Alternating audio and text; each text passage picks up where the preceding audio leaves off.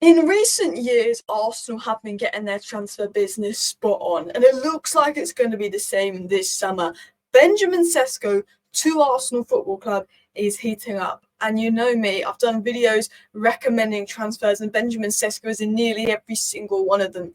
This guy is a monster. This guy is Ibra and Haaland mixed together, reincarnated, and he could be going to Arsenal. We're going to talk about the transfer news in regards to Sesko, João Neves, Xavi Simons, and Arsenal, and then we're going to break down why Benjamin Sesko would be an absolutely insane, monstrous signing for Arsenal. So let's get into the news, and then I'm actually just going to break down the player and why he'll be so good for Arsenal. So please do hit that like button, and of course subscribe down below if you're new. I do apologise if there's any echo or background noise. We're just filming in the only place I could actually find to film this right now.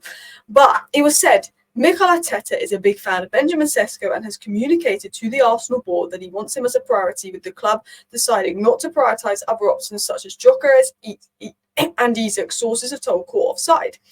Benjamin Sesko is now Arsenal's priority up front, with the club ready to pay his 50 million release clause. Sources have informed Court Offside that negotiations over a 4-year contract with an option of a fifth on top of that are progressing well. So there's about 4 stories on Benjamin Sesko. It's been going about for a while. Benjamin Sesko's agents was also at the Manchester United game, where it's believed he spoke to the agents of Manchester United and Arsenal. Sesko's been linked to Arsenal for a while, but I don't think Newcastle will sell Isak unless Arsenal bid well over 100 million. And with Arsenal needing a left centre mid, with Arsenal needing another winger to take the reliance of Saka, I think Isak isn't going anywhere. I think there's more chance of getting Bruno Guimaraes than Isak. So I think Arsenal will be saying, well, Sesko's a similar, it's not really a similar profile to Isak, but, that's sort of that leggy, they'll be looking at Sesko. Some reports are saying that he's £43 million, €50 million release clause. Some reports are saying he'll now be £62 million because he's been so good that his release clause has changed.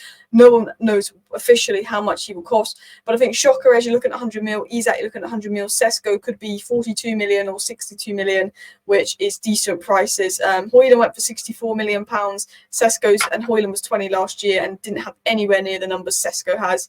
So Sesko to Arsenal for £62 million is bosh. It was also said Sesko is the priority for Arsenal. They're still talking about a €50 million release clause, although there is a rumour of that being now like a €70 million release clause, and that Arsenal sort of having talks with his agents. Now, Arsenal reportedly met Sesko's agents for talks and conversation to maybe get some kind of deal signed. It was also said on Sesko that Arsenal have a strong interest in Benjamin Sesko and are considering a move this summer.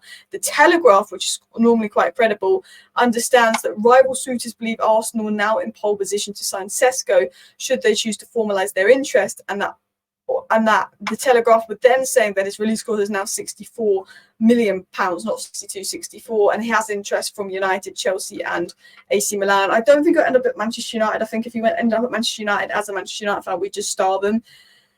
I think Man United might go for a different profile. I think he'd be wasted at Chelsea. I think Arsenal's a really good move for him. If he wasn't at Arsenal, I think you'd want him at maybe Tottenham or Newcastle Premier League club-wise. I don't think it's what Chelsea need, and I don't think it's what Manchester United need right now, although I would like him at Manchester United because I think he's a monster. And, the Telegraph are now saying that all the rivals think he's going to Arsenal. All the rivals think that Sesko's going to Arsenal. He's had conversations with Man United and Chelsea, but everyone thinks, this kid is going to Arsenal. Which brings me in to the next. Now, in a second, I'm going to break down why Benjamin Sesko could be perfect for Arsenal, but they might not stop there. They have been looking at Xavi Simons, who does not want to return to PSG as a potential wing attacking midfield option. They've also been looking at Benfica's João Neves. If they got a Sesko, João Neves, and a Xavi Simons or a Nico Williams, oh my days, Arsenal would be set. They are serious about this rebuild. They're going for serious targets, and I think Benjamin Sesko would be great for Arsenal. Which brings me into that part of the video. Let's dive into why Sesko would be a class signing for Arsenal. First of all, with Benjamin Sesko, he's 20 years of age. He is a striker. He's 6'5". He is technically elite and rapid, and he's a central base player, but recently he's been coming more out wide and getting the ball in wider areas with RB Leipzig playing 2 strikers. He's got 17 goals and 21 starts this season. He's got 10 goals and 2 assists in his last 14 Bundesliga games. He is elite in the transition. His movement and his understanding of the game is very good. He runs in behind. He makes good runs in behind. He finds space. He's got a really good understanding of the game. really good movement, and obviously elite in transition. He provides a focal point to the team. He's someone that is so tall, we can keep the ball, hold up the ball well, allow for a focal point. He has that striker presence there, which can help the players around him. And he's got that mentality of all he wants to do is score goals. He's a proper old school number 9. He's a Haaland. He's an Ibrahimovic. He wants to score goals, but he also has elements of Isak with his 1v1 dribbling. He can go out wide. He can dribble with the ball at his feet. Sesko, large spaces, monster. That's how I describe Sesko. You give him large spaces, he has space to run in behind. He's got the ball and space to dribble in. He eats down space. He is great in the transition, but also as a box player, box movement, finisher, pure goal scorer. You've got what you want in Sesko. Not only that, but Sesko has other good abilities that would be useful at Arsenal, like his ability to be able to run the channels, link up with teammates, provide a focal point, hold up the ball, and obviously be elite in transition. But at 6'5", his physical frame is insane. He doesn't even know how to use his physical frame yet, but he will. When he learns to use his 6'5" physical frame even more, he'll be a monster. His legs just move so quickly. He's got so much pace. He can run at ease. He can hold off the ball. He can use his physicality to push off defenders. He's like Haaland in the sense of he hasn't bulked up quite yet. That he's an athletic monster. He's faster than you. He's stronger than you. He's better in the air than you. And as a defender, he's an absolute nightmare to mark. But also, he's got the IQ, the ability to drop deep, hold up the play. And I think his back to goal play is very good. Able to use his strength to hold off the defender's turn, play the ball forward. Of course, there could be improvements in his link-up play, and that would be one of his weaknesses compared to a Xerxes or a Mateus Cunha type player. But if Arsenal are creating a lot of opportunities and want someone that's going to score goals and be lethal, Sesko's what they want. And I think Sesko's very suited to Arsenal. I think Sesko himself is just a very good player. He's very two-footed. He's able to use his skills and his quick feet to manipulate defenders, link up the plays, very unpredictable.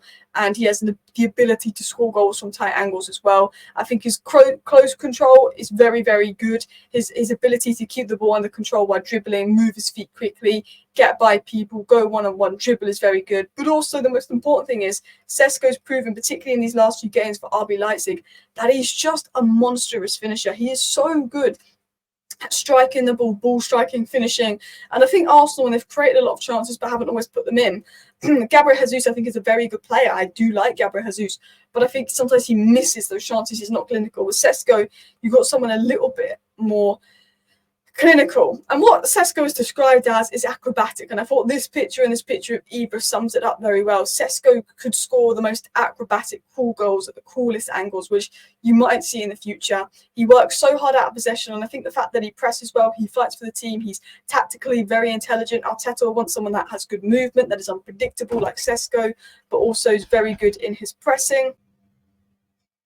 And Arteta will absolutely have that in Benjamin Sesko as well. As we spoke about him, good 1v1, good in the box, good finisher, good all-round play. But his acrobatics, his athleticism, his ball striking, his aerial duels, his work rate, his ability in transition are all things that Arsenal will want. Obviously, there's weaknesses.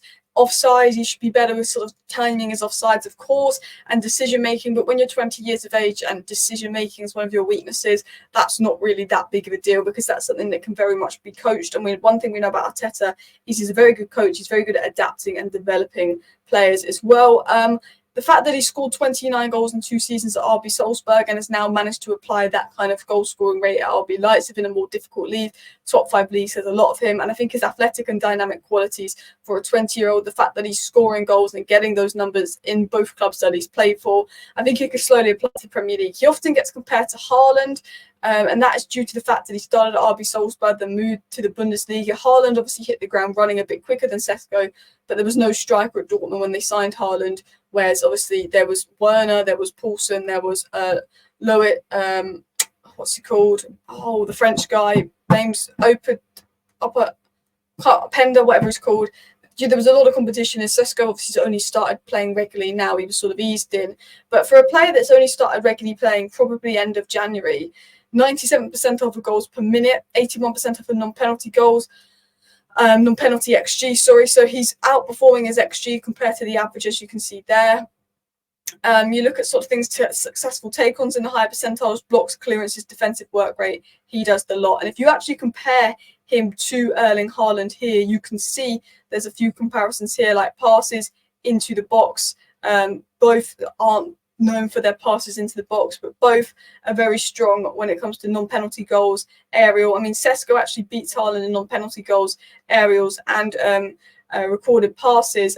But Haaland obviously beats Sesko in XG because he gets loads of chances created for him, and XA. Sesko doesn't get those assist numbers yet, but he is 3.5 years younger than Haaland, and of course defensive actions. But he's got a very similar profile to Erling Haaland, as you can see, which is another reason why they're compared. You know, both played for Red Bull Salzburg, both sort of tall, physical machines, young, gone to the Bundesliga. Haaland obviously got the insane numbers in the Bundesliga and hit the ground running, but Haaland was in very different dynamic to Sesko, but both solid players. So why would Sesko be great for Arsenal? Well, he has potential to be a 20-goal-a-season striker with the right development environment.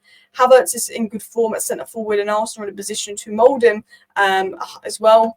I think they can play Havertz centre-forward, they can play Jesus centre-forward, so they've got a chance to mould Sesko. And I think the problem with Rasmus Højlund is Rasmus Højlund's Man United's only striker, unless you get Martial, who's injured all the time. So Man United have had to play with Rasmus Højlund, a 20-year-old with very little experience. Arsenal at least can mould Benjamin Sesko, play him as they want, and continue to develop him, which I think is very good because Havertz has been doing well at centre-forward as well, so there's a bit of competition there.